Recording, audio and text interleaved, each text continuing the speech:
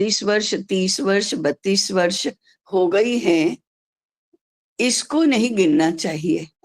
इसलिए नहीं गिनना चाहिए कि यह प्राकृतिक नहीं है, यह व्यावहारिक भी नहीं है। यदि संपूर्ण जीवन का ध्यान किया जाए तो ये 30 वर्ष 32 वर्ष ये तो प्लानिंग में ही नहीं बैठता, वो तो ठीक ही नहीं है व्यावहारिक दृष्टि से और प्राकृतिक दृष्टि से। इसलिए हम ब्रह्मचर्याश्रम 30 वर्ष तक का होता है, 32 वर्ष तक का आजकल तो होता है, ऐसी भाषा में विचार नहीं करना चाहिए। प्राकृतिक अवस्था हम 24-25 वर्ष तक की माने, ये तो ठीक है। और उसके 2 वर्ष पूर्व तक हम शिक्षा का विषय ध्यान में लें तो फिर बात प्राकृतिक और व्यावहारिक दोनों दृष्टि से ठीक बैठती है। इसलिए जिसको भी गुरुकुल करना है उसने ये जन्म से लेकर 22 वर्ष तक का शिक्षा क्रम, इसका एक साथ विचार करना चाहिए। ये इसलिए कि हम शिक्षा को केवल व्यक्ति के लिए उपयोगी ऐसा नहीं मानते हैं। व्यक्ति हमारा केंद्र नहीं है, छात्र हमारा केंद्र नहीं है। हाँ, ये बात ठीक है कि पढ़ाना तो छात्र को ही है, शिक्षा तो छात्र को ही दी जाती है, परंतु उसका संदर्भ व्यापक होता है। छात्र पढ़ेगा, छात्र का विकास होगा, छात्र का व्यक्तित्व विकास होगा, छात्र का सर्वांगीण व्यक्तित्व विकास होगा, छात्र का समग्र विकास होगा। यह केवल वाक्य अधूरा है। इसके संदर्भ का विचार किए बिना केवल व्यक्तित्व विकास की बात करना ये नितांत अधूरा है, नितांत निरुपयोगी है, नितांत दिशाहीन हो सकता है, नितांत निरर्थक अनर्थक भी हो सकता है। इसलिए विकास की बात करते समय अध्यापन की दृष्टि से, शिक्षा ग्रहण करने की दृष्टि से, शिक्षा देने की दृष्टि से छात्र केंद्र में होता है, परंतु उसका संदर्भ सबसे पहला कुटुंब होता है। छात्र यदि अपने आप को कुटुंब के संदर्भ में समायोजित नहीं कर सकता है तो ऐसी शिक्षा का अनर्थ ही होगा। इसलिए वह एक संदर्भ है, सबसे पहला संदर्भ है। कुटुंब समाज का अंग है, समुदाय का अंग है।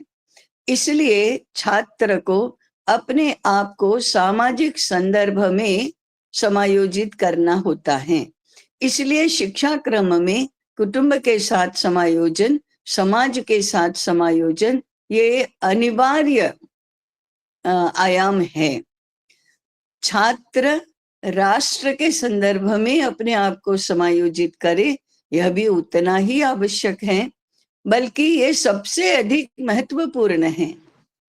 और विश्व के साथ, सृष्टि के साथ, माने ये संपूर्ण ब्रह्मांड का जो जीवन है उसमें अपना उचित स्थान प्राप्त कर सके, उचित व्यवहार कर सके, अपने जीवन का नियोजन उस संदर्भ में कर सके, यह अत्यंत आवश्यक है।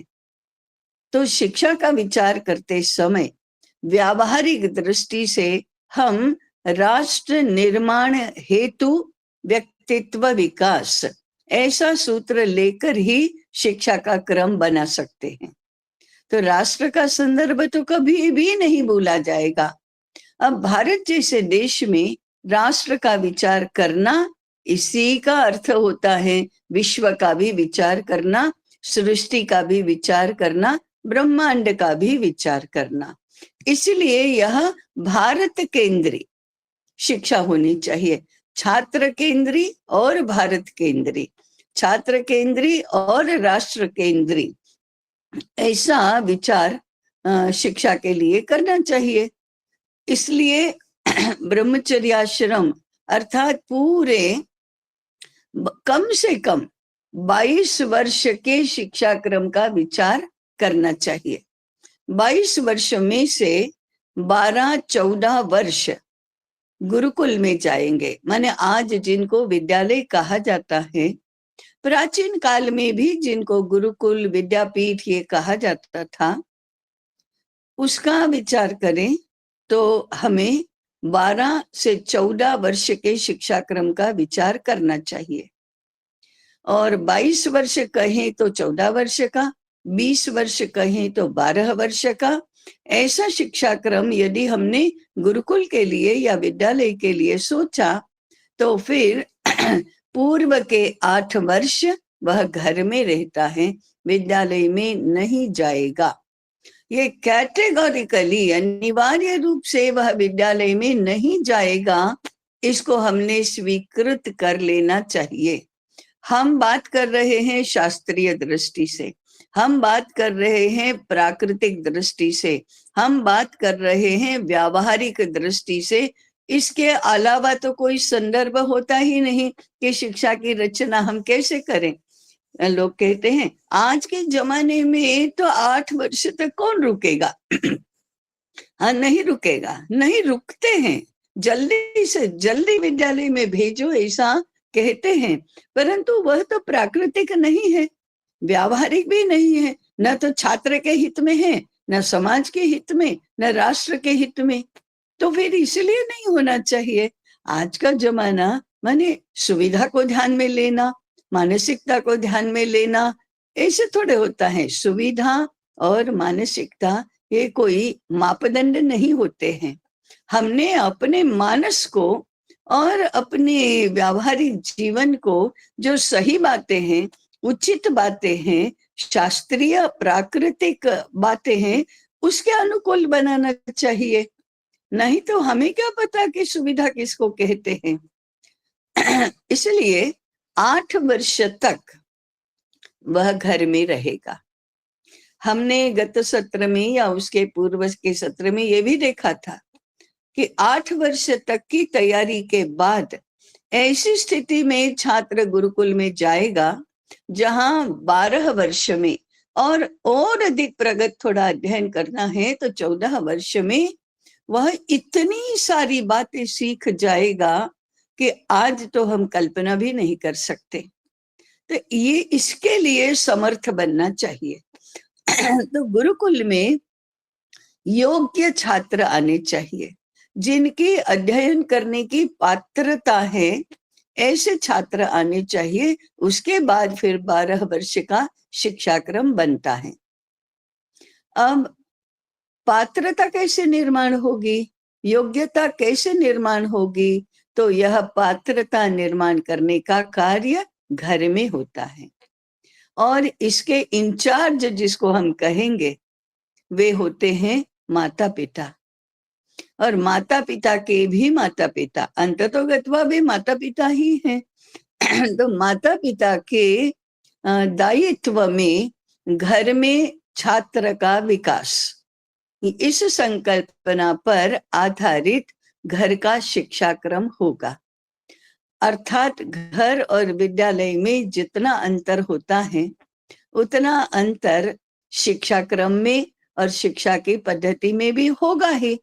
उसको भले ही हम गुरुकुल कहें, उसको भले ही हम विद्यालय कहें, लेकिन आज विद्यालय में जाकर जो औपचारिक शिक्षा ग्रहण करते हैं, न उसकी पद्धति होगी, न वैसी व्यवस्था होगी, न वैसा क्रम होगा, न वैसी प्रक्रिया होगी। घर में घर की तरह रहा जाता है, घर में घर की तरह शिक्षा होती है, घर में घर की तरह विकास होता है। इसलिए हम गृह गुरुकुल कहेंगे तो वह आज जिनको गुरुकुल कहा जाता है वैसा नहीं होगा। अर्थात पहले उसको गुरुकुल कहा भी नहीं जाता था। आज भी हम उसके लिए गृहकुल या गृह गुरुकुल ऐसा बोलेंगे। गुरुकुल नहीं भी बोले तो गृहकुल या गृह विद्यालय ऐसा कुछ बोलना होगा। ये जो संज्ञा है गृह विद्यालय, गृह गुरुकुल, ये आज के युगानुकूल संज्ञा है। आज तक कहीं हमने घर को ही गुरुकुल कहना ये सुना नहीं, पढ़ा नहीं, सोचा भी नहीं। परंतु आज के संदर्भ में इसको सोचना पड़ेगा। ये गृह गुरुकुल कैसे चले, उसका शिक्षा क्रम कैसे होगा, उसकी प्रक्रिया कैसी होगी, उसकी व्यवस्था कैसी होगी, इसके लिए मार्गदर्शन विद्यापीठों ने ही करना होगा, विद्यालयों ने ही, गुरुकुलों ने ही करना होगा। क्योंकि आज घर में बालक का विकास कैसे होता है, इसकी कल्पना आज के माता पिता को नहीं है। चाहे कितने भी अच्छे माता पिता हो, चाहे कितनी भी सद्भावना से युक्त हो, चाहे कितनी भी विकास की आकांक्षा रखते हो, तो भी उनको ये सब होता कैसे है इसका पता नहीं होता है। इसलिए हमारी एक व्यवस्था तो ये होनी चाहिए कि गुरुकुल के आचार्य ने, गुरुकुल के मुख्य प्रधान आचार्य ने, गुरुकुल के आचार्य वृंद ने गृह गुरुकुल का मार्गदर्शन करना, गृह गुरुकुल की योजना व्यवस्था माता पिता को बताना, इसको अपना दायित्व मानना होगा। इस दृष्टि से गुरुकुल में माता पिता की शिक्षा ये विषय महत्वपूर्ण बनेगा।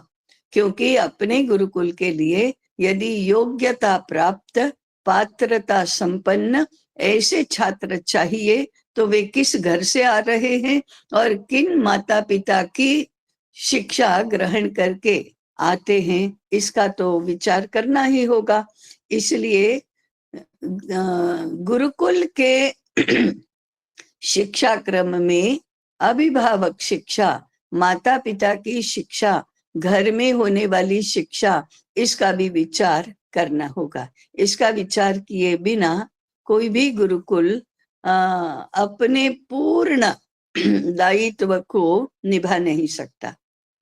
अब ये आज के समय की है तो हम युगानुकूल युगानुकूल बोलते ही हैं, तो आज के युग में ये अनिवार्य विषय बन गया है। अब जरा इस अभिभावक शिक्षा और घर में होने वाली बालक की शिक्षा, इसका विचार कैसे होगा, इसका स्वरूप मोटा मोटा कैसे होगा। तो 8 वर्ष की आयु के भी बहुत भाग होते हैं। कैसे भाग होंगे? सबसे पहले गर्भाधान से पूर्व की शिक्षा। अब ये तो संज्ञा ही बड़ी अजब है। गर्भाधान के बाद तो एक जीव माता की कोख में आता है, तब से शिक्षा शुरू होना ये तो कोई कहे तो स्वाभाविक लगता है। परंतु गर्भाधान से पूर्व की शिक्षा, किसकी शिक्षा? आने वाले बालक की शिक्षा। अब ये बहुत ही अजीब लगता है, परंतु शास्त्र कहता है कि जब विवाहित स्त्री पुरुष माने पति पत्नी अब हमें बालक चाहिए ऐसा पहली बार विचार करते हैं, तब से आने वाला बालक कैसा होगा ये तय होने लगता है। इतना माता पिता का और बालक का मानसिक संबंध है, वैचारिक संबंध है। ये हम बार बार ये बात नहीं कहेंगे कि आज तो ऐसा कुछ भी नहीं है, आज तो ऐसा कुछ भी नहीं है, या ऐसा नहीं होता है। ये बातें करने की आवश्यकता नहीं है। क्या करने की आवश्यकता है इसकी बात हम करेंगे। तो पहला पड़ाव है गर्भाधान हेतु होने वाले माता पिता की शिक्षा। ये पहला पड़ाव है। तो ये शिक्षा प्राप्त होनी चाहिए। इसलिए विवाहित दंपति को हमें कैसा बालक चाहिए इसकी कल्पना स्पष्ट रूप से करनी चाहिए। ऐसी कल्पना करना उनको सिखाना चाहिए। ये फिर कुल के अनुरूप होगा, स्वयं माता पिता के अनुरूप होगा, हमारे पूर्वजों के अनुरूप होगा, ये सारी बातें इसमें आ जाती हैं। फिर दूसरा पड़ाव है गर्भाधान। ऐसा कहते हैं कि गर्भाधान के समय में आने वाले जीव की जाति, आयु और भोग ये तय हो जाता है। जाति माने उसका स्वभाव कैसा होगा, भोग माने जीवन में उसको क्या क्या भोगना है, सुख दुख आदि, और आयु, ये कितनी आयु होगी इसकी, ये तय हो जाता है। उस समय दो प्रकार के संस्कार उस जीव में होते हैं। एक उसके पूर्व जन्म के जो साथ में लेकर आता है, और दूसरे अनुवंश के जो वो माता पिता के माध्यम से उसको प्राप्त होते हैं। उसके संपूर्ण जीवन पर पूर्व जन्म के संस्कारों का सबसे अधिक प्रभाव रहता है, परंतु उसकी इस जन्म की पहचान माता पिता से ही मिलती है। इसलिए दोनों प्रकार के संस्कारों का महत्व सबसे ज्यादा होता है, और इसलिए माता पिता की शारीरिक, मानसिक, वैचारिक, आत्मिक तैयारी कैसी है, उनकी स्थिति कैसी है, एक दूसरे के प्रति भाव कैसा है, एकात्मता कितनी है, तादात्म्य कैसा है, उसके आधार पर उस बालक के, उस जीव के इस जन्म के स्वरूप का निर्धारण होता है। कैसे संस्कार उसको मिलेंगे इसका निर्धारण होता है। माता पिता के संस्कार और पूर्व जन्म के संस्कार एक दूसरे को मैच करते हैं, इसलिए जो वो जीव भी अपने लायक माता पिता ढूंढता है। माता पिता हमारे कुल को शोभा देने वाला जीव हमारे यहाँ आना चाहिए ऐसी कामना करते हैं और इसके लिए तपश्चर्या करते हैं। तब दोनों संस्कारों, दोनों प्रकार के संस्कारों का मैचिंग होकर उपयुक्त जीव गर्भाशय में आता है। इसलिए गर्भाधान के क्षण का भी बहुत महत्व है, उसकी पूर्व तैयारी का भी बहुत महत्व है। उस समय गर्भाधान संस्कार करना, उस समय संतान कामेष्टि यज्ञ करना, उस यज्ञ का भौतिक, भावात्मक, आध्यात्मिक सर्व प्रकार से अत्यंत महत्व है। ये ऐसा मत मानिए कि वेद शास्त्र संपन्न पंडितों के, विद्वानों के, ब्राह्मणों के लिए ही यह आवश्यक है अथवा यह घटित होता है।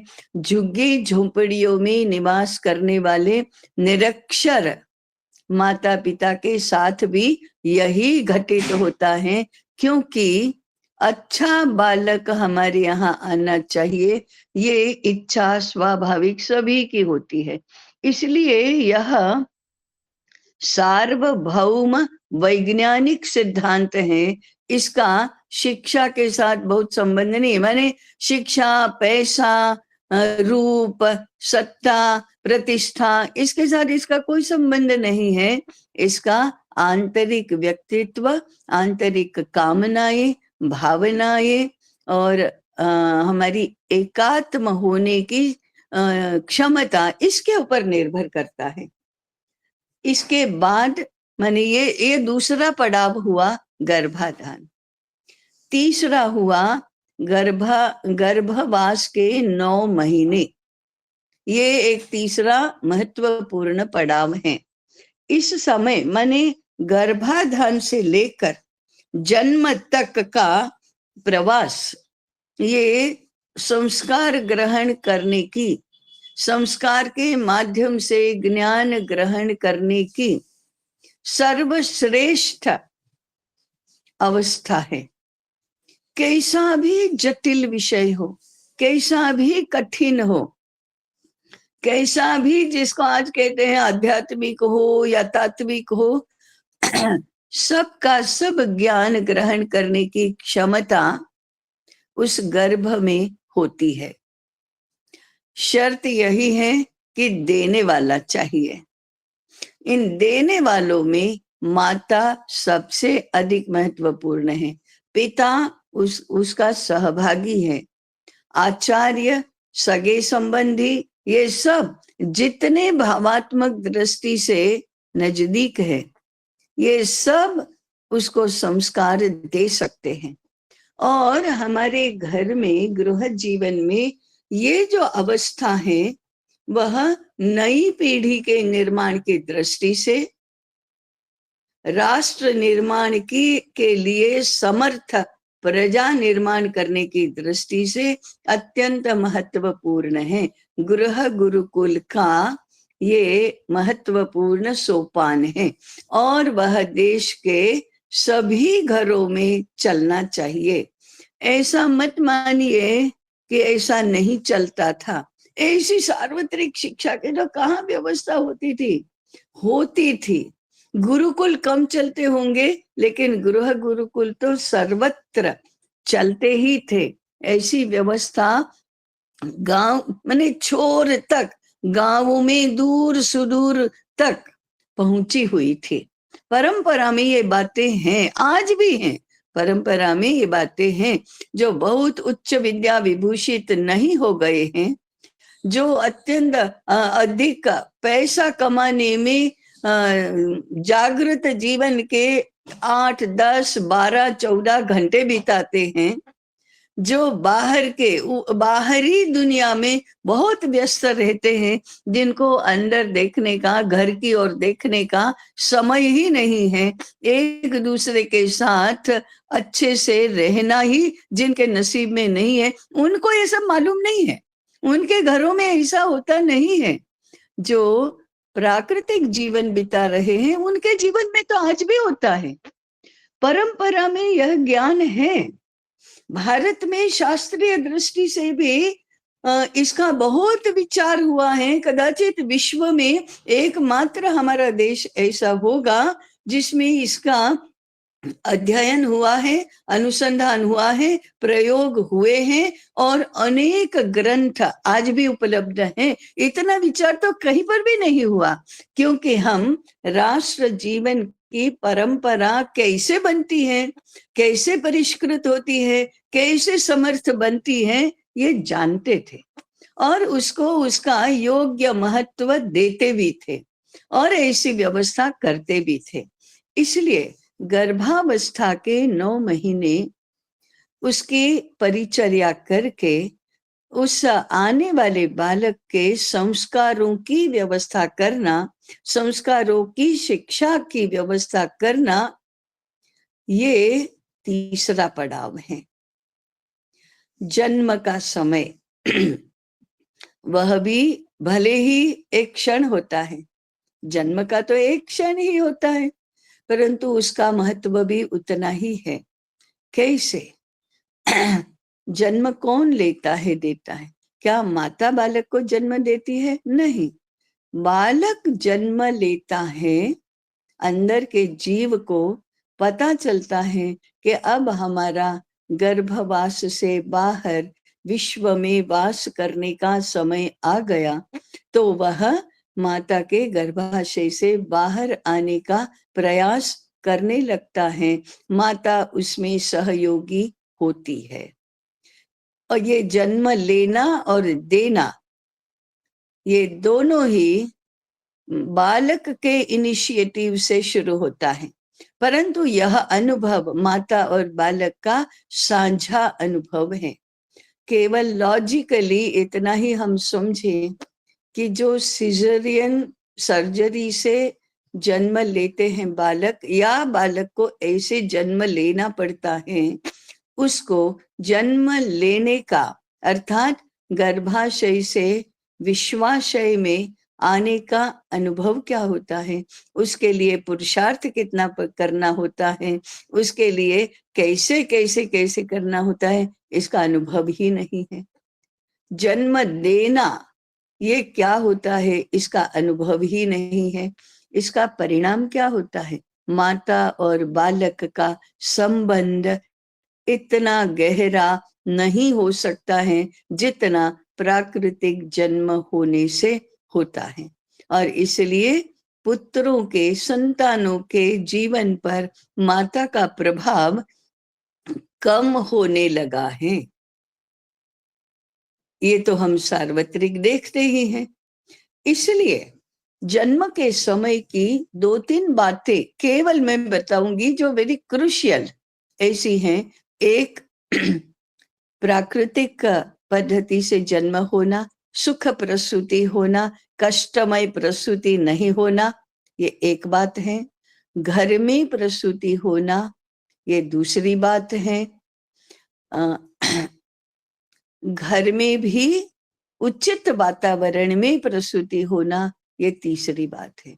हॉस्पिटल के वातावरण में देखिए, सब लोगों के आशय तो शुभ ही है, कोई दुष्ट नहीं होता है।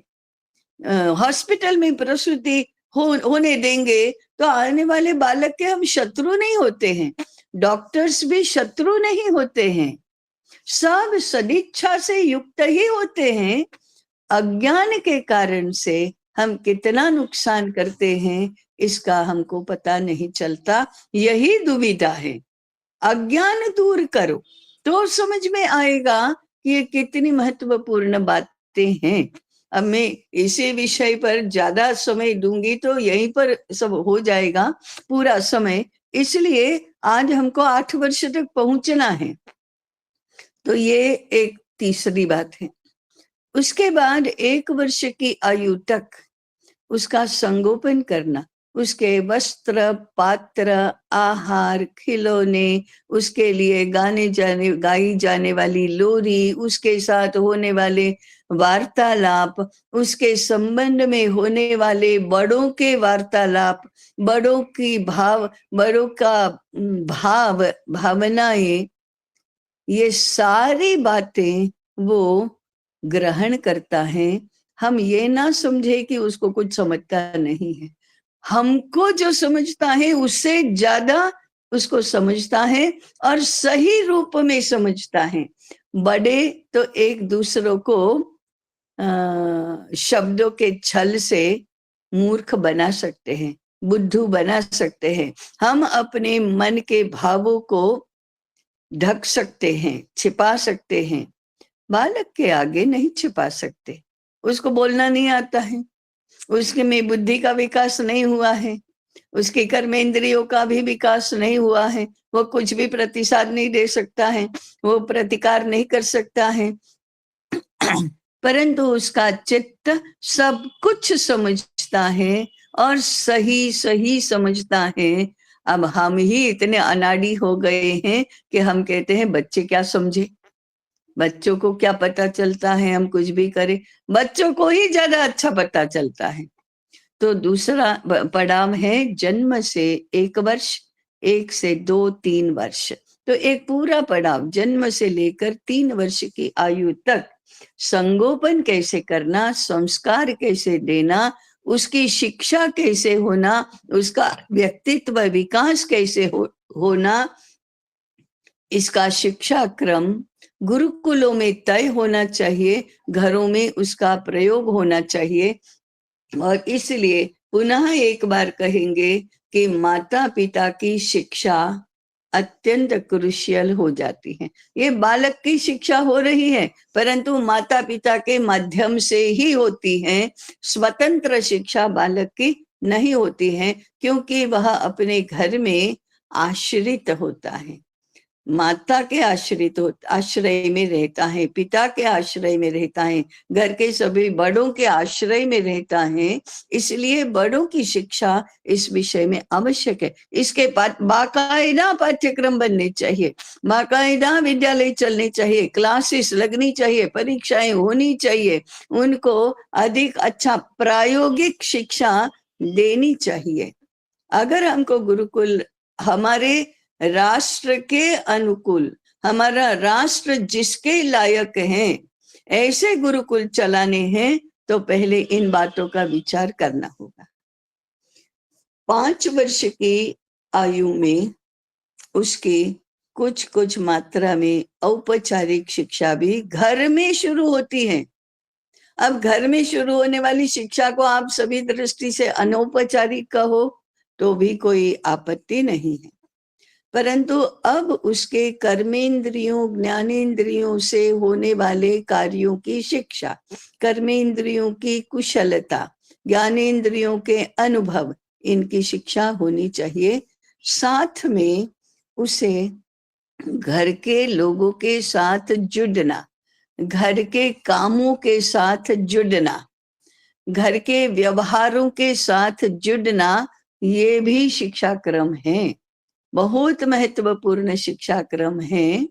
आप जरा कल्पना करके देखिए, एक 1 वर्ष का 1.5 वर्ष का बालक जमीन पर एक अच्छे नरम बिछाने पर सो रहा है, मैंने वो जाग रहा है, लेटा है, खेल रहा है, आवाज कर रहा है। उसकी माता कुछ 10 फुट की दूरी पर, 7 फुट की दूरी पर नीचे बैठकर भोजन बना रही है।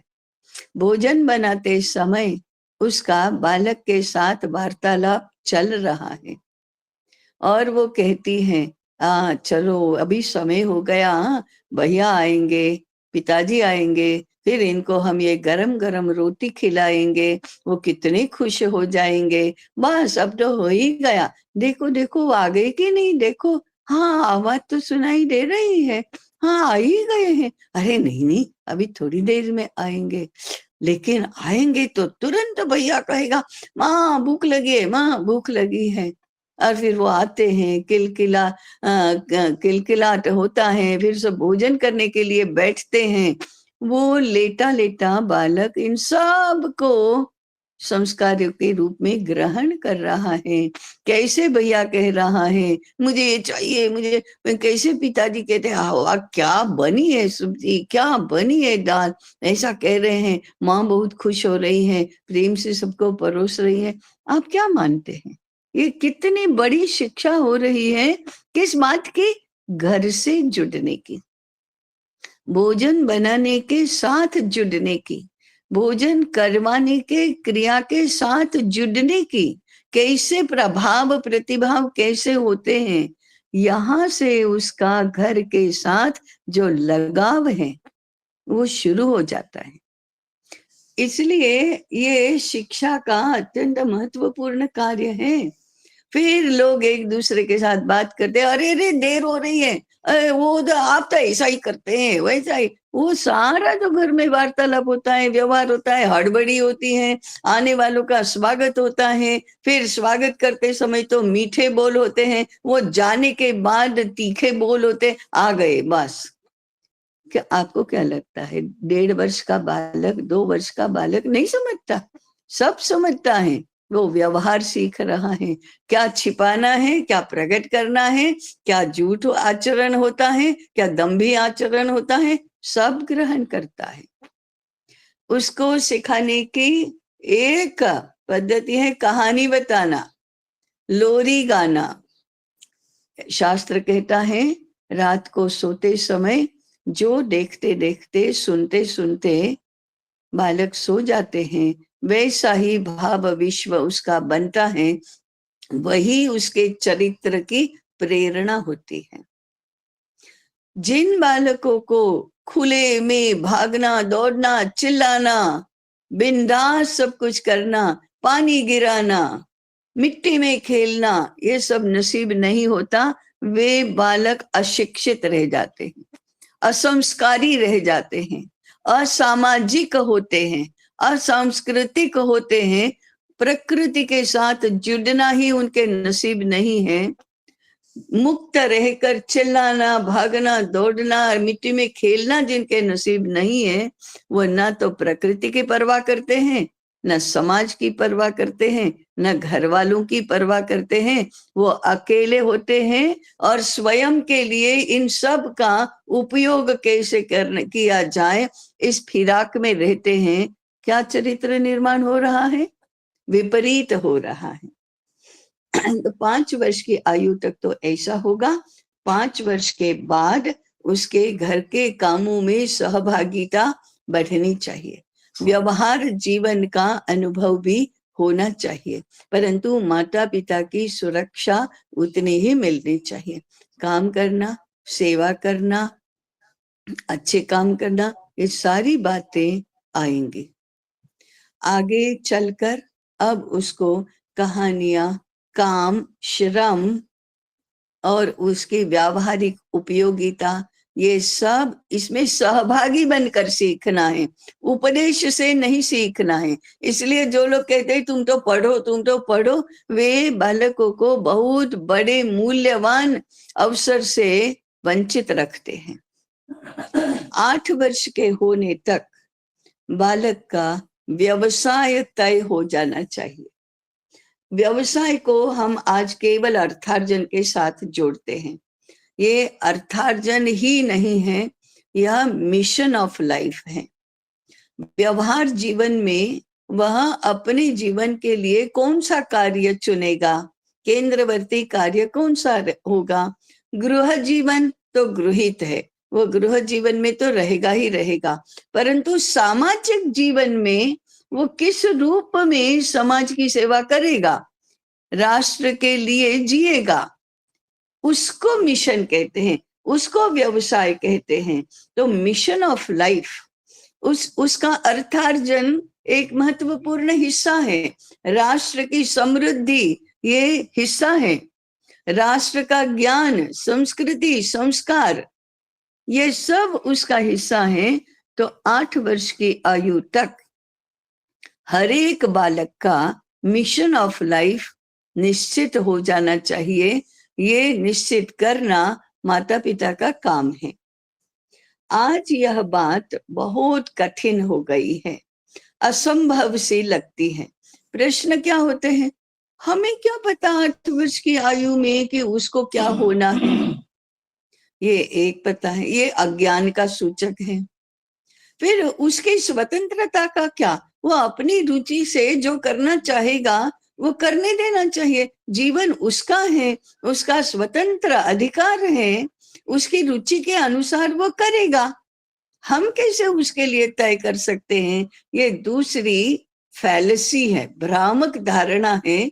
ये हमेशा सोचते हैं ऐसा तर्क देने वाले कि माता पिता तो बालक का अहित ही करेंगे, माता पिता तो स्वार्थी ही होंगे। ऐसा नहीं होता।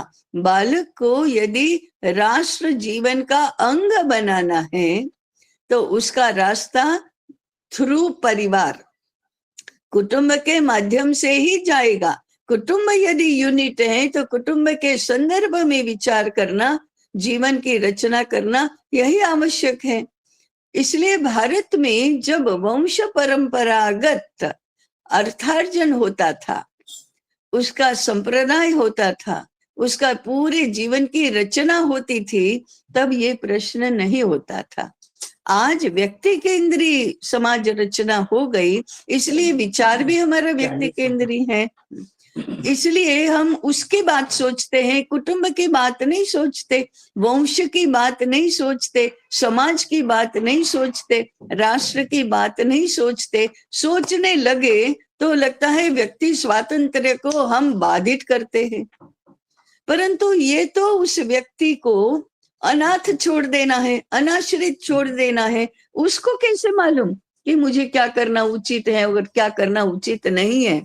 अकल तो 16 वर्ष की आयु में आएगी, तब तक उसका कुछ नहीं करेंगे तो फिर उस समय भी वो नहीं तय कर पाएगा। और हम देखते ही हैं क्या करना है मुझे, इसके विषय में किसी भी युवा की कोई निश्चितता ही नहीं होती है। वो तो हाथ मारते रहता है, जहां से कुछ 4 पैसे अधिक मिल जाए वो करता है, जहां कुछ आराम के इजी मनी मिल जाए वो करता है।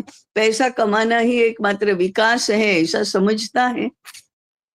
तो फिर माता पिता बालक के हित चिंतक हैं, वह वंश की अगली कड़ी है, वह इस राष्ट्र का, इस समाज का अंग है।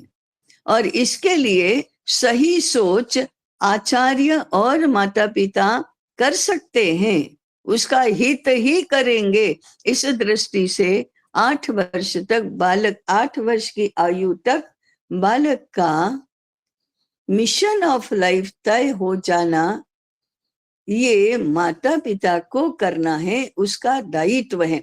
तभी तो वो कड़ी बनेगी, तभी तो वो परंपरा बनेगी। हम यदि बालक के बारे में ऐसा विचार नहीं करते हैं तो हम परंपरा को खंडित करते हैं। श्रृंखला सारी तोड़ देते हैं, बिखर जाती हैं, और जो जिसके मन में आए वो करता है, तो टकराव बढ़ता है, भटकाव बढ़ता है, और सुस्थिति तो नहीं बनती है। अब ये क्यों नहीं सोच पाते हम? क्योंकि हमको ऐसी शिक्षा ही नहीं मिली है। हमारी मानसिकता ठीक सही बनाने का कोई रास्ता ही नहीं है। ना हमने कॉलेज में पढ़ा, ना हमने पूर्वजों से पढ़ा। पूर्वजों से मिलने वाली शिक्षा की व्यवस्था को हमने छोड़ दिया, और यूनिवर्सिटीज ने, विद्यालयों ने इसको अपना दायित्व माना ही नहीं। इसलिए नई पीढ़ी को आधार ही प्राप्त नहीं होता है। तो ये मुद्दा अंतिम 8 वर्ष की आयु में उसका व्यवसाय निश्चित हो जाना। अब ये कैसे करेंगे? तो प्रकृति के अनुसार, उसकी रुचि क्या है, उसकी प्रकृति क्या है, उसके लिए स्वाभाविक व्यवसाय कौन सा है, इसको जानने के अनेक शास्त्रीय मार्ग भारत में हैं। ये वैज्ञानिक मार्ग है, ये ऐसे ही स्वैर नहीं है जो मन में आया वो करना, ऐसा नहीं है।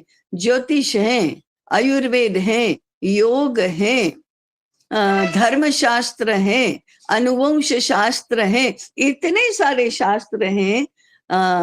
विचित्रता ये है कि हम इनमें से एक भी शास्त्र को मानते ही नहीं है। पहले तो जानते नहीं है, ये तो एक बात है, मानते ही नहीं है, और ऐसे ही भटक रहे हैं। ऐसे 8 वर्ष तक यदि मिशन ऑफ लाइफ तय हो गया, तो फिर उसके मिशन ऑफ लाइफ के अनुसार हमें गुरुकुलों का चयन करना होता है। एक ही प्रकार का गुरुकुल 140 करोड़ जनसंख्या में जो बच्चे हैं उनके लिए नहीं होता है। उसकी रुचि, उसका स्वभाव, उसकी क्षमता आदि सारा तय हो जाने के बाद उसके लिए अनुकूल, उसके लिए उपयोगी इस प्रकार के गुरुकुल में बालक का प्रवेश होता है। ऐसे 8 वर्षों की पूर्व तैयारी गुरुकुल में प्रवेश के पहले होनी चाहिए। इसकी व्यवस्था आज नहीं है तो हमें करनी चाहिए, तभी हम आगे अच्छे गुरुकुल चला सकेंगे, और तभी ये बच्चे 12 वर्ष में उस मिशन ऑफ लाइफ के अनुरूप शिक्षा ग्रहण कर सकेंगे। और ऐसे 20 वर्ष के 22 वर्ष के युवा राष्ट्र की सही संपत्ति बनेंगे, राष्ट्र की कार्य शक्ति का स्रोत बनेंगे, और इसी को हम विराट कहते हैं। ये विराट हमारा प्राणवान होगा। इस दृष्टि से हमें गृह गुरुकुल की संकल्पना को कैसे साकार करेंगे, इसका विचार गुरुकुल के अंतर्गत ही करना चाहिए। मैं अंत में कहूंगी, हमने कहा उसकी रुचि, क्षमता, स्वभाव के अनुकूल गुरुकुल का चयन करना, ऐसे गुरुकुल में शिक्षा ग्रहण करने के लिए जाना। तो प्रश्न ये होगा, क्या गुरुकुल भी अनेक प्रकार के होते हैं? गुरुकुल के शिक्षा क्रम में भी ऐसे अंतर होता है? हाँ, होता है। एक ही प्रकार के गुरुकुल सार्वत्रिक संपूर्ण जन समाज के लिए नहीं होते हैं। इसलिए हम अगले सत्र में अब, या अगले सत्रों में कितने प्रकार के गुरुकुल होंगे, तभी हमारी समग्र संपूर्ण देश के लिए शिक्षा की व्यवस्था ठीक होगी, इसकी योजना कर पाएंगे। मैं यहीं पर रुकती हूँ। ये गृह गुरुकुल का विषय भी बहुत विस्तार की अपेक्षा रखता है, परंतु हमें रूपरेखा ही आज तो समझनी है। इसलिए संक्षेप में इसका वर्णन करके मैं मेरी वाणी को विराम दे रही हूँ। नमस्कार। क्या समझना? जी समझा? अभी समय ताई 6:47 हुआ है। हमारे हाँ, पास 13 मिनट शेष है। हाँ। अभी यदि किसी का कोई प्रश्न या कोई जिज्ञासा हो तो आप हैंड राइज कर सकते हैं।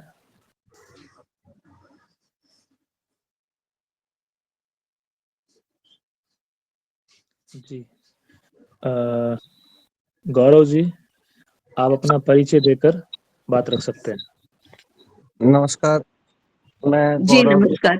जनपद संबंध से, उत्तर प्रदेश।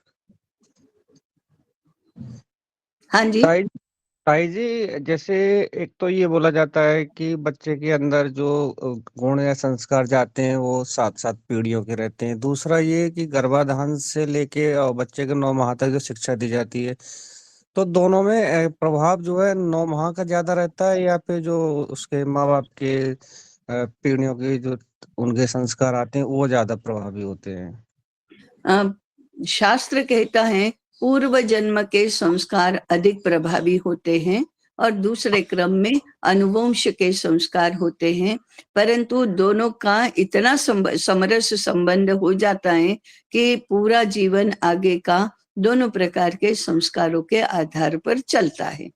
केवल अनुवंश के नहीं होते, पूर्व जन्म के अधिक प्रभावी होते हैं। इसका प्रमाण ये है कि एक ही माता पिता की 2 संतानें एक रूप नहीं होती, परस्पर एक दूसरे से भिन्न भी होती हैं। उसका कारण क्या है? दोनों के पूर्व जन्म के संस्कार भिन्न होते हैं, यही है। जी।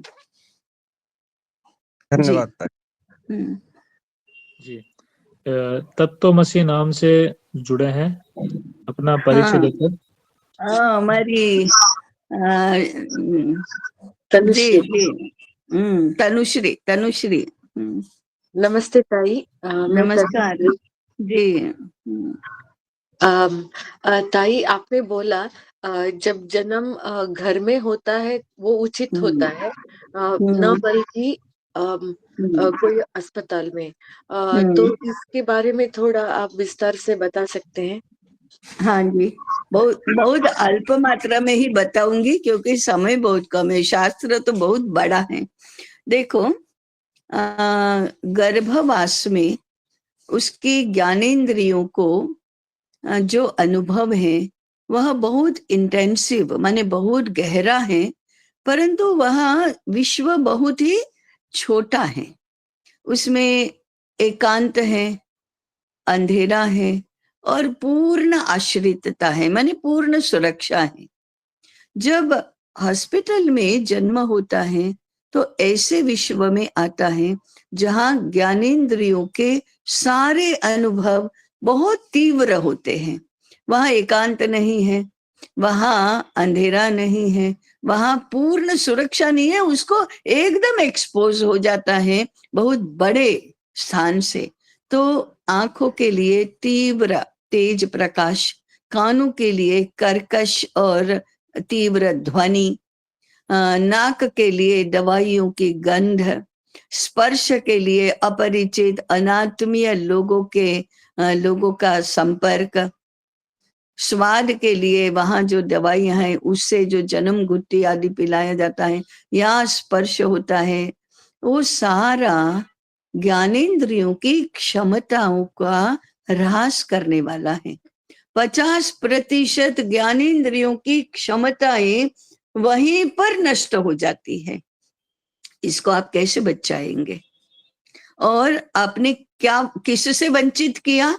ज्ञानेंद्रियों के अनुभव क्षमता से। ये ज्ञान प्राप्त करने की इंद्रियां हैं, उसका बुद्धि विकास कितना कुंठित होगा, उसका अनुभव संवेदना कितनी कम होंगी। अब ये ऐसा घाटा है जिसको हम कैसे भी भरपाई नहीं कर सकते। क्या करेंगे इसको? जो गया वो तो गया, उसको हम भरपाई नहीं कर सकते। अब ये क्यों करते हैं हम दुष्ट है इसलिए करते हैं क्या? नहीं। बालक के लिए प्रेम नहीं है क्या? है। हम अच्छा सब कुछ नहीं चाहते हैं क्या? चाहते हैं, परंतु होता तो सब विपरीत है। हम अनाड़ी हैं, मैंने अज्ञानी है, हमारा विपरीत ज्ञान है, इसलिए ऐसा होता है। घर में जब जहां जन्म होता है उसमें वातावरण की, लोगों की, प्रकाश की, ध्वनि की, गंध की ऐसी व्यवस्था की जाती है, वहां ज्ञानेंद्रियों को रक्षण तो मिलता ही है, परंतु सुंदर शुभ अनुभव होते हैं। जीवन का पहला ज्ञानेंद्रियों का अनुभव इतना समृद्ध होता है, तो ये हम कितना उसका भला करते हैं, कितनी सुरक्षा होती है। इसलिए घर में जन्म होना चाहिए, हॉस्पिटल में नहीं। तो ये हम पूरे जन्म भर के लिए उसको वंचित कर देते हैं। यही तो अफसोस की बात है ना। अभी तो मैं इतना ही कहूंगी। और अभी आपने हिमांशु सॉरी गौरव जी को बताया कि जो पूर्वजन्म संस्कार होता है वो अधिक प्रभावी होता है। और इसका अर्थ ये है कि जो गर्भ में जो संस्कार होते हैं उसका प्रभाव कम मात्रा में होती है, या अथवा उसका क्या परिणाम है गर्भ संस्कार का, यदि पूर्व जन्म संस्कार का ही अधिक प्रभाव होता है तो? हाँ, पूर्व जन्म के और अनुवंश के संस्कार गर्भाधान के समय एक दूसरे में समरस हो जाते हैं और उसी से बालक का इस जन्म का जीवन शुरू होता है। वह बीज है। गर्भावास के 9 महीने उस बीज का पोषण होता है। तो पोषण भी तो आवश्यक है, नहीं तो बीज से वृक्ष बनेगा कैसे? इसलिए उसका महत्व है। परंतु जो बीज है वो बीज तो नहीं बदल जाएगा ये संस्कारों के कारण से। यदि आम का बीज है तो कितना भी अच्छा कैसे भी पोषण दो तो उस आम्र वृक्ष आम्र के बीज का ही विकास होगा, केले का बीज नहीं हो जाएगा। इसलिए बीज नहीं बदलता है, वो जो मूल है, वो जड़ है, वो नहीं बदलती, उसका पोषण होता है गर्भवास के दरमियान। इसलिए गर्भवास के संस्कारों का भी उतना ही महत्व है। परंतु गर्भवास के संस्कार कितने भी अच्छे हों, पूर्व जन्म और अनुवंश के कारण से जो बीज बना है उसमें परिवर्तन नहीं होगा। हाँ, उसका पोषण अवश्य होगा, उसका रक्षण होगा, उसको खाद पानी रक्षण पोषण सब मिलेगा, तो दोनों अनुरूप होंगे एक दूसरे के, तो समुचित विकास होगा। परंतु जो बीज के बाद जो हमें संस्कारों की योजना करनी है, शिक्षा की योजना करनी है, उसका महत्व कम थोड़े होगा। वो तो ऐसा ही होगा कि जैसे इसकी सुरक्षा करने के लिए, अब बालक छोटा है, उसके अंतर्निहित सारे गुण हैं, परंतु उसको गिरने पड़ने से रक्षा तो करनी पड़ेगी ना। उसको ऐसे अनाश्रित तो छोड़ नहीं देंगे कि चलो तुम्हारे में सब शक्ति, तुमको पैर नहीं दिए क्या भगवान ने, उठो और चलो। कैसे चलेगा? नहीं चलेगा। रक्षण करना होगा, सहायता करनी होगी और प्रेरित भी करना होगा कि वो 1.5 वर्ष का होते होते वो उठकर चलने भी लगे। ऐसे भी नहीं कि वो कभी चले ही नहीं, और ऐसे भी नहीं कि उसको चलने के लिए छोड़ दिया जाए। तो इसलिए गर्भावस्था में जो शरीर का विकास होता है, आंतरिक अंगों का विकास हो रहा है, ये विकास हो रहा है माने क्या? मैनिफेस्टेशन हो रहा है। सारे उस बीज में तो हैं, परंतु धीरे धीरे प्रकट हो रहे हैं। धीरे धीरे हाथ पैर बनने लगे हैं, धीरे धीरे हृदय बनने लगा है, धीरे धीरे आंतें बनने लगी हैं, शरीर के अंतर बाह्य अंगों का प्रकटीकरण हो रहा है, धीरे धीरे मन प्रकट हो रहा है, धीरे धीरे बुद्धि प्रकट हो रही है, प्राण विकसित हो रहे हैं। तो इसका तो पोषण होना ही होगा, तभी वो बीज के अनुरूप वृक्ष बनने की प्रक्रिया होगी। जी धन्यवाद। जी। हाँ जी, पूजा जी आप बात रख सकते हैं। ताई हमारे पास 3 मिनट 7 बजने में शेष है। पूजा जी अपनी हाँ परिचय जी, देकर बात रख सकते हैं। हाँ ताई जी हाँ मैं जी, बैंगलोर से बोल रही हूँ, मैं पूजा बोल रही हूँ। और ताई जी जी, जो आपका सत्र था बहुत ही ज्ञानवर्धक था। तो मुझे इसमें ये पूछना है कि जैसे आपने बोला 8 वर्ष तक बच्चे का जो भी उसने आगे व्यवसाय करना वो पता चल जाएगा, और हमारी कुल की भी कोई परंपरा है, तो दोनों को हमें हाँ, कैसे साथ रखना है? और अगर वो कोई ऐसा व्यवसाय चुने जो हमारी कुल परंपरा से नहीं है तो हमें उसको कैसे आगे लेना है? मतलब इसके लिए कुछ कंफ्यूजन है। पहली बात तो ये कि वो चुनेगा कैसे, अभी हम छोटे बच्चों को पूछते हैं तुमको क्या बनना है, तुम क्या बनोगे, तो कंडीशनिंग तो ऐसी है कि हमारे जमाने में पूछते हाँ डॉक्टर बनूंगी, डॉक्टर बनूंगी, पायलट बनूंगी, इंजीनियर बनूंगी, डिजाइनिंग में जाऊंगी, ऐसा ऐसा बोलते हैं। वो तो तुक्के होते हैं, उन्होंने कोई बहुत गंभीरता से सोचा थोड़े हैं। वो तो जैसा परिवेश, जैसे लोगों के बीच में रहते हैं, वैसे लोग उनको कहते हैं, प्रेरित करते हैं, तो ये भी कहते हैं। उनको वो देखते हैं, हाँ ये तो बाहुबली कैसे पराक्रम कर रहे हैं, तो मैं वैसा ही बनूंगा, ये कैसे कितना आकर्षक है, मैं वैसा ही बनूंगा। इस समय वह सोच विचार करके, समझ करके कोई अपना व्यवसाय चुनता नहीं है। उसका चुनना गंभीरता पूर्वक नहीं होता है, वो तो बाय फ्लूक होता है। वो चुनेगा कैसे, इसके लिए उसको माता पिता ने प्रेरित करना चाहिए। मुद्दा ये है कि आज सब कहेंगे अरे तो उस बालक की स्वतंत्रता का क्या, अरे वो जब माँ के कोख में आया तब कौन सा स्वतंत्र था, जब गर्भवास में आश्रित होकर तो रहता था, कौन सा स्वतंत्र था। 1.5 वर्ष का बालक कौन सा स्वतंत्र होता है, 5 वर्ष का बालक कौन सा स्वतंत्र होता है, और आज के आप 20 वर्ष के युवा कौन से स्वतंत्र होते हैं। 4 पैसे की नौकरी के लिए तो इधर से उधर भटक रहे होते हैं, कौन से स्वतंत्र हैं।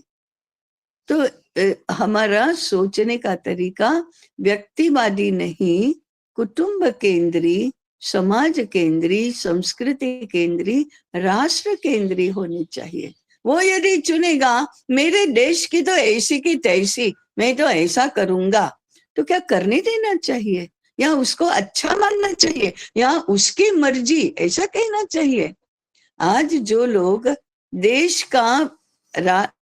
के पैसे से पढ़ते हैं, देश के प्राध्यापक उनको पढ़ाते हैं, देश की मिट्टी जलवायु ये सब उसका पोषण करते हैं, और यूएस की सेवा करने के लिए भाग जाते हैं, उनका क्या करना, हाँ भाई उसकी मर्जी, ऐसा होता है क्या। वो तो किसी ने उनके लिए माने प्रेरणा ही नहीं बनाई है।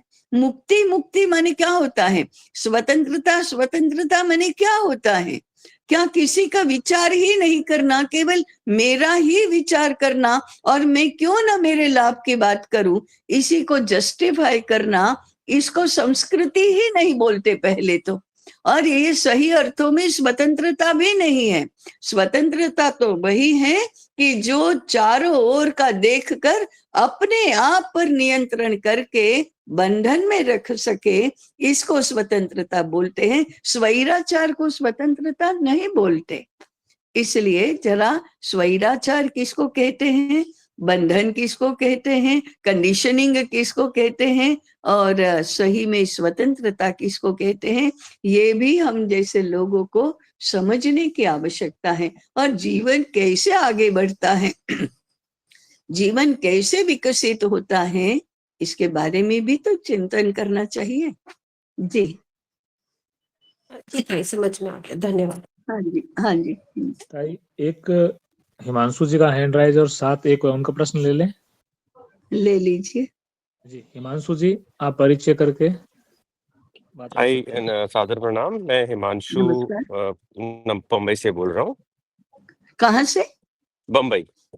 अच्छा। हाँ जी। ताई मेरा प्रश्न था, जैसे गर्भ संस्कार के जो नॉलेज है, जो ज्ञान है, अगर उसका अनुसरण नहीं हुआ, उससे मैं नहीं पता था, और बच्चा अभी 12 साल का है, तो उसके अनुसार हम क्या क्या और चीजों को ध्यान रख सकते हैं इस उम्र में और आगे के 5 साल में, जिससे कि हम आगे का लाभ उठा सकें। हाँ जी जी, ये बहुत ही अच्छा व्यावहारिक प्रश्न है। देखो, बीत गई सो बात गई, उसका अफसोस नहीं करना, जानकारी अवश्य रखना कि 12 वर्ष तक हुआ क्या और कैसे हुआ, लेकिन उसके विषय में बहुत ज्यादा खेद, अफसोस, दुख ये नहीं करना चाहिए। जो होना था हो गया, अब आगे की बात करो। Start from where you are with what you have, ये बहुत ही बड़ा प्रैक्टिकल सिद्धांत है। दूसरा, 12 वर्ष की आयु में तो उसकी बाल अवस्था भी समाप्त हो गई, अब वह किशोर अवस्था में है। तो हमारे जीवन की आयु के अनुसार विभिन्न अवस्थाएं होती है। पहली होती है गर्भावस्था, फिर होती है शिशु अवस्था, फिर होती है बाल अवस्था, फिर होती है किशोर अवस्था। 12 वर्ष के आगे वह किशोर अवस्था में है। तो फिर हमें जो जानना चाहिए वो ये कि किशोर अवस्था के लक्षण क्या होते हैं, किशोर अवस्था के बालक बालिका का स्वाभाविक व्यवहार क्या होता है, उसके मन में कैसे कैसे भाव आते हैं, उसके आकांक्षाएं कैसी होती हैं, उसके क्षमताएं कैसी होती हैं, उसकी मर्यादाएं कैसी होती हैं, ये तो हमको जानना चाहिए। ये अब दोनों को जानना चाहिए, एक माता पिता को जानना चाहिए और एक शिक्षकों को जानना चाहिए, क्योंकि वो तो गुरुकुल में माने विद्यालय में भी जा रहा है, तो दोनों को जानना चाहिए। उदाहरण के लिए मैं बताती हूँ, 13, 14, 15 वर्ष की आयु में लड़कियों का जल्दी, कम आयु में लड़कों का थोड़ा देर से। लड़कियों ने लड़कों को देखा तो वह हर लड़के में अपना पति देखने लगती है, माने ये विजातीय आकर्षण होता है। लड़के 15 वर्ष के लड़के लड़कियों को देखा दूर से तो भी उनको आकर्षित करने के हर संभव पैंतरे करने लगते हैं। अब ये दोष नहीं है, ये स्वभाव है, इसको तो जानना, परंतु उस स्वभाव के अनुरूप स्वैर नहीं छोड़ना, ये भी उतना ही आवश्यक है। रक्षण की बहुत आवश्यकता होती है। अब उनको बताने जाओ कि हम तुम्हारा रक्षण करते हैं इसलिए तुमको अकेले नहीं जाने देंगे, तो वो रिएक्ट करेगा, क्योंकि वो बड़े होने लगते हैं। इसलिए किशोर अवस्था के माता पिता और गुरुओं को बहुत सावध रहना पड़ता है। उनको सुरक्षा में रखना भी है, और हम तुम्हारे लिए मर्यादाएं निर्माण कर रहे हैं, ये खुला भी नहीं करना है। तो ये तो कठिन बात है, परंतु कठिन बातें नहीं करना ऐसा नियम थोड़े हैं। तो ये सारा शास्त्र है, ये जानना चाहिए, ये मनोविज्ञान है कि किशोर अवस्था कैसी होती है। किशोर अवस्था में मैं लालच नहीं रोक सकती हूँ बताने का। वो आसपास बड़ों का मूल्यांकन करने लगते हैं, उनके बारे में अभिप्राय बनाते हैं। मैं हमेशा ये उदाहरण देती हूँ कि 4ठी 5वीं के बच्चे कक्षा में यदि शिक्षक ने कहा कि जाओ लाइब्रेरी में जाकर मैंने 5 किताबें रखी हैं, वो लेकर आओ, एक को बोलेंगे तो 4 भागेंगे, मैं जाता हूँ करके। 9वीं कक्षा के में आप कहो कि मैंने पुस्तकें निकाल कर रखी है, जाकर ले आओ, तो जिसको बोलेंगे वो दूसरे को कहेगा तुम जाओ, कोई नहीं जाएगा। हम कहते हैं बच्चे बिगड़ गए, नहीं, बच्चे बिगड़ नहीं गए हैं। 4ठी 5वीं वाले बच्चे बड़ों का कहना मानने के स्वभाव वाले होते हैं। वो तो शिक्षक ने कहा माने कितना पुरस्कार मिल गया, ऐसे भावना युक्त व्यवहार वाले होते हैं, मनस्थिति के होते हैं। किशोर अवस्था के बच्चे मूल्यांकन करते हैं, फिर ये कहने हाँ रोज भूल जाते हैं, हमको ही बेचते हैं, खुद को लाने में क्या तकलीफ हो रही थी, ऐसा ही करते हैं, नहीं जाएंगे जाओ। अब ये मूल्यांकन करना, उसकी क्षमता विकसित करना, ये तो अच्छी बात है। माने मूल्यांकन करने के बाद जिस शिक्षक को वे पास करते हैं, उत्तीर्ण करते, उसके तो वो ऐसे भक्त बन जाते हैं। लेकिन ये बौद्धिक भक्ति है, केवल भावात्मक भक्ति नहीं है, वो बहुत मूल्यवान है। इसलिए माध्यमिक विद्यालय के शिक्षकों की तो बहुत दुर्गति होती है, और वहीं से छात्रों का, अध्यापकों का सम्मान नहीं करने की प्रवृत्ति शुरू हो जाती है। तो ये जरा कहते हैं ना, वो ऊपर जो रस्सी है, वो रस्सी पर चलने लायक बातें ये होती हैं माँ बाप की और शिक्षकों की, दोनों की। लेकिन इस शास्त्र को हम कभी समझते ही नहीं, हम कभी पढ़ते ही नहीं, कभी अध्ययन करते ही नहीं, तो नई पीढ़ी का निर्माण क्या करेंगे? बेचारे नई पीढ़ी भी भटक जाती है, हम दुखी हो जाते हैं, और राष्ट्र को योग्य नागरिक मिलते नहीं हैं, ऐसा होता है। जी जी ताई ताई। धन्यवाद। एक ताई जी बस एक लास्ट क्वेश्चन था, ये शास्त्र कौन सा पढ़ा जाए इस उम्र में, इस उम्र के बच्चों हाँ के पर्सपेक्टिव से? हाँ हाँ हाँ हाँ हाँ। इसका एक शास्त्र तो अधिजनन शास्त्र है, दूसरा कुटुंब शास्त्र है, संतान संगोपन का शास्त्र है, मनोविज्ञान है, बहुत सारे हैं, परंतु you have to be very selective about it. जी वो ताई, फिर हाँ हाँ धन्यवाद। हाँ जी ताई समय भी हुआ है, हो गया और हो डिम्पल जी गया। आप अपनी बात समूह में प्रश्न के रूप में रख सकते हैं। अगले सत्र में आपकी बात को या तो हम ले लेंगे। प्रश्न ताई ही बता दीजिए, तो अगले सत्र में फिर उसके अनुरूप विषय भी प्रस्तुत कर पाएंगे। जी। डिम्पल जी। ताई जी प्रणाम। जी ताई जी मैं डिस्ट्रिक्ट संभल से हूँ, और मैं जैसा कि आपने कहा कि बच्चे जो हैं जो प्रतिभा का पलायन है दूसरे देश में, उस प्रतिभा को कैसे रोका जाए। मैं खुद भी मैंने देखा है कि पेरेंट्स भी काफी ठीक। गर्व महसूस करते हैं कि मेरा बेटा अमेरिका जा रहा है या कहीं देश जा रहा है, जबकि वो प्रतिभावान बच्चे होते हैं। तो उस प्रतिभा को कैसे रोका जाए कि वो हाँ देश में ठीक है, वर्क करें, बाहर हाँ नहीं करें। ठीक, अगली बार में